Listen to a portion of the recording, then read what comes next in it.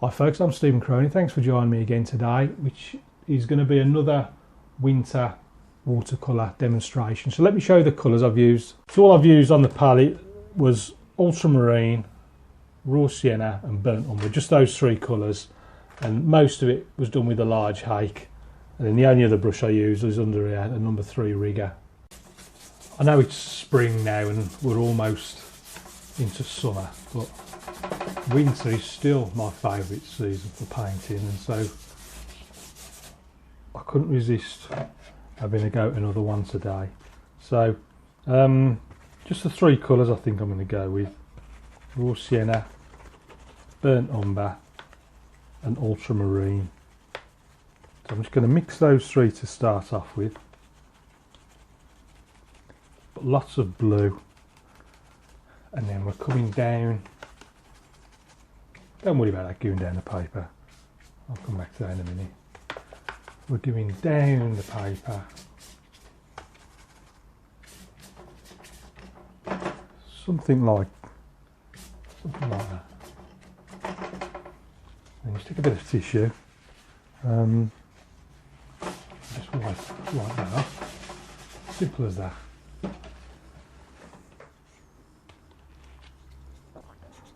And then into that,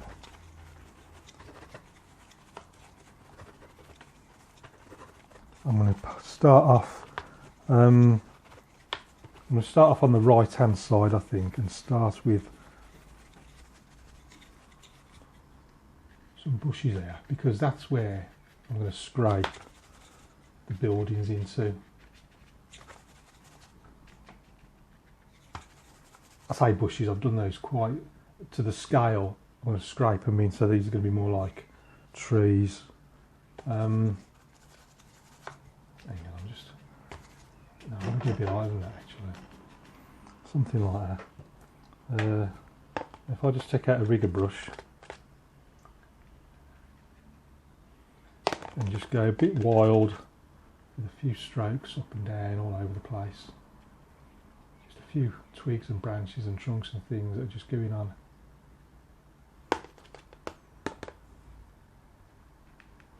In the background there. And then if I go just scraping the first one, now there's the roof. Let's put another one there, that one's just in front of it. I'm going to stick another one just there.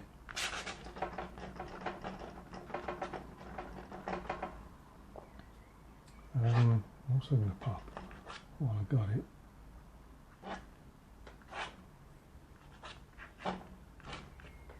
Just a hint of some telegraph wires and things, poles and whatnot going on there.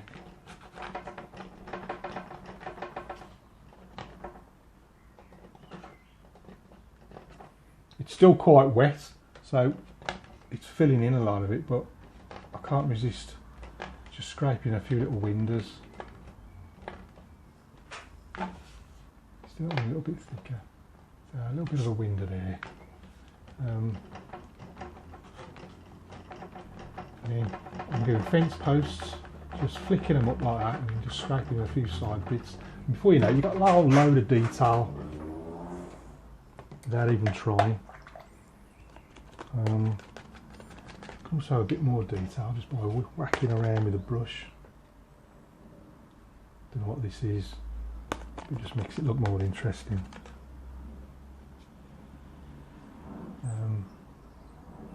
Right, so that's a bit of enough faffing around on that side. Let's move over to the other side there. So you can see all this nice open space to play with.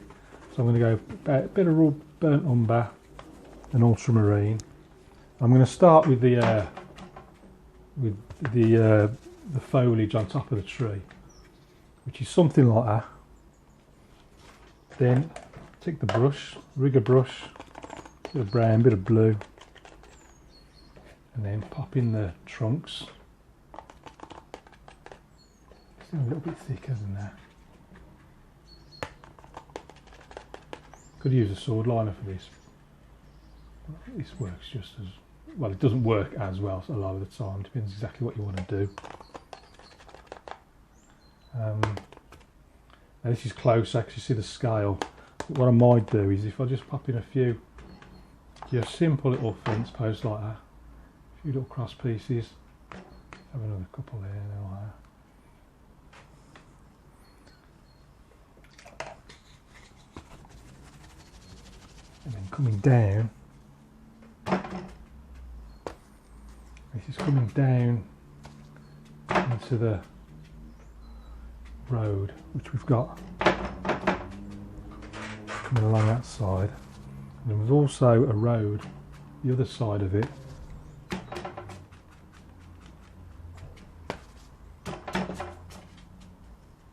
And something like that, just framed it.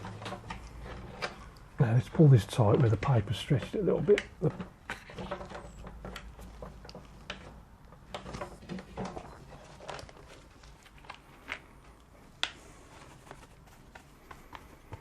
What I might do is clean that.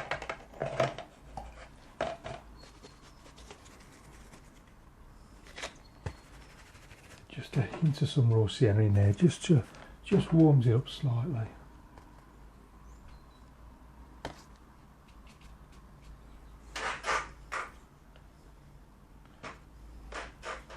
That's all I'm going to do for that.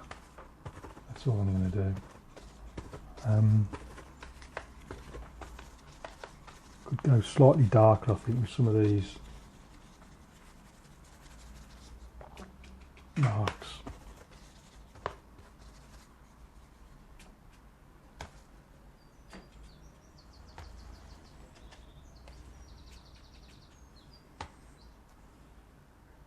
Let's just pop a few things going on up there. Just a few little marks here and there. Just get your finger in as well and just whack about with it.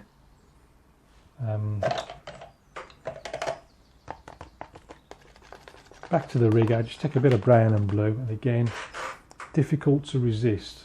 Just popping in a few more posts, can't resist them, they always look, can't resist a post. Something on this side as well, I have to be careful I'm not overdoing it. Could also just scrape some of that as well. I'm just trying to imagine now what the shadows will be like. Do I need to add any more darks? Might just do it anyway. Just flicking in a few darks now. I don't know what these are.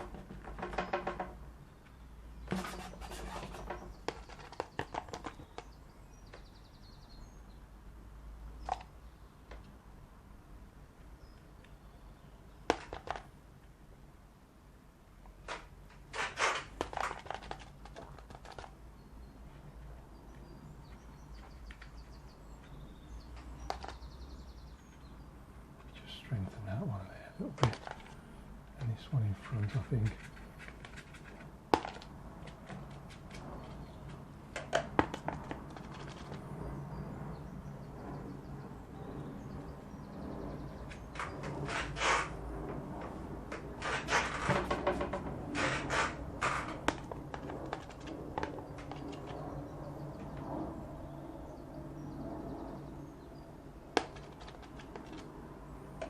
Just wondering now when I'm going to put the figure. I suppose the obvious place is right there, isn't it? So let's make sure that's dry first.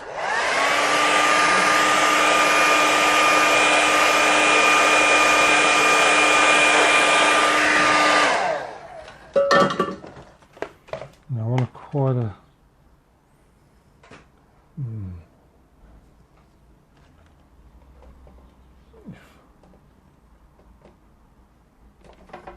doing it's like a sort of chair shape, and then what I do, I sort of make his back a bit bigger, big long leg, and then a big stride as he's going up the hill.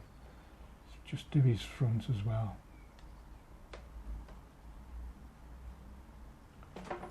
Just looks as if he's taking a big stride up the hill. Little dog following after him.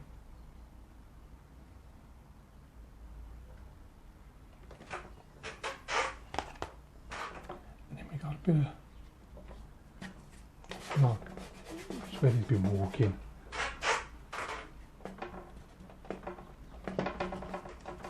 They're not shadows, they're just dirty marks in the road.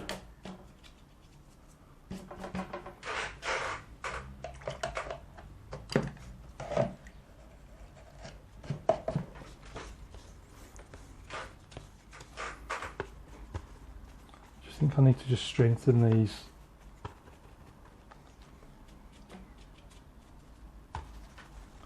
These are a little bit darker, I think.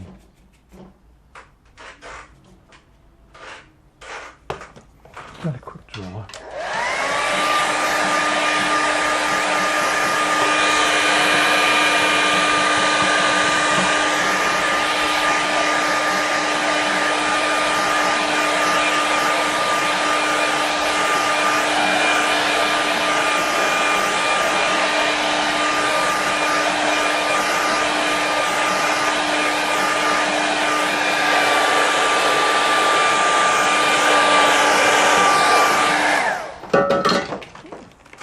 Right then, shadows. So I'm going to mix the three colours together, leaning sort of heavily towards the blue.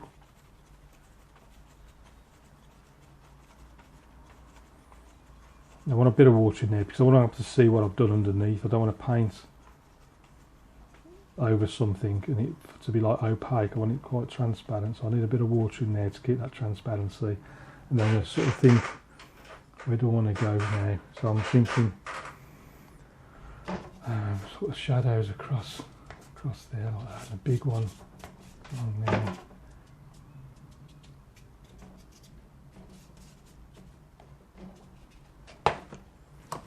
Quick dry.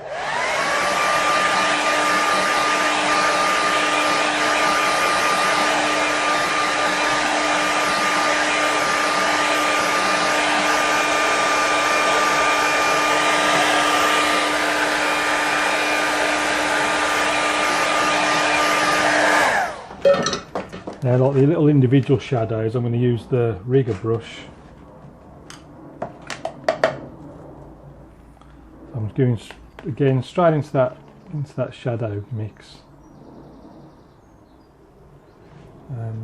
So first, got the man and little dark shadows from the nose,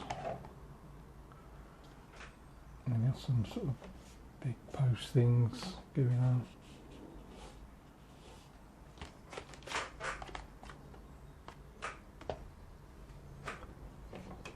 And a few little shadows from some of these.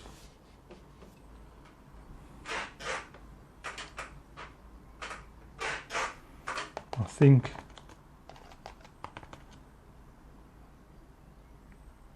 I'm almost there.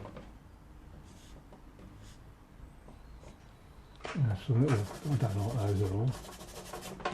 They look rubbish.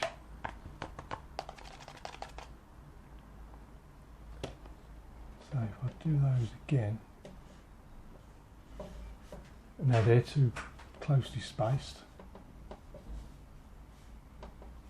Do that just to even it out a little bit, make it a bit more random.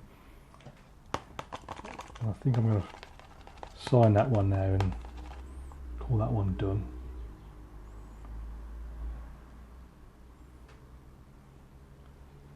I'm just going to sign that one down here out of the way, and it's going to have to be pretty dark, isn't it?